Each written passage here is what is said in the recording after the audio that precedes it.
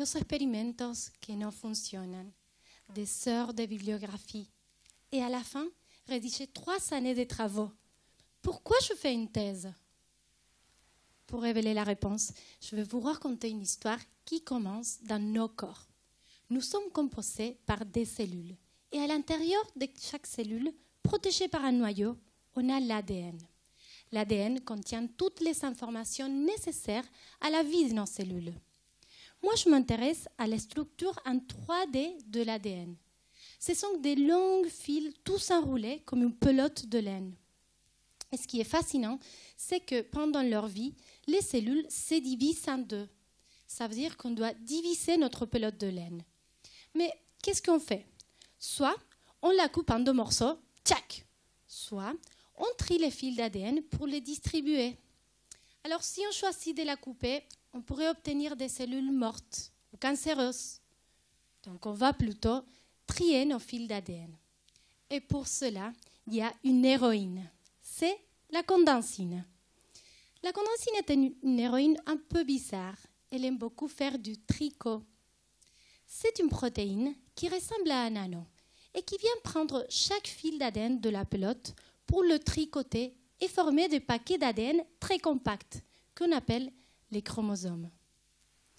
Cela est tellement fascinant pour moi que j'ai décidé de quitter la Patagonie argentine pour devenir doctorante à Lyon. Ma question, où se positionnent les condensines sur ces fils d'ADN pour ensuite les compacter? Et j'ai une autre question. Vous aimez la bière? Moi aussi. Ça nous amène à mon organisme modèle, la levure. J'utilise une technique qu'on appelle la chip. Malheureusement, ce n'est pas manger des chips avec mes levures. Non, c'est immunoprécipiter la chromatine. Comme aller à la pêche des condensines. Je les capture et j'analyse où elles se lient sur l'ADN. On a identifié une modification chez les levures qui produit une accumulation énorme de condensines, mais à des endroits très spécifiques. Un peu comme ce coin précis dans votre chambre où vous accumulez toutes vos affaires.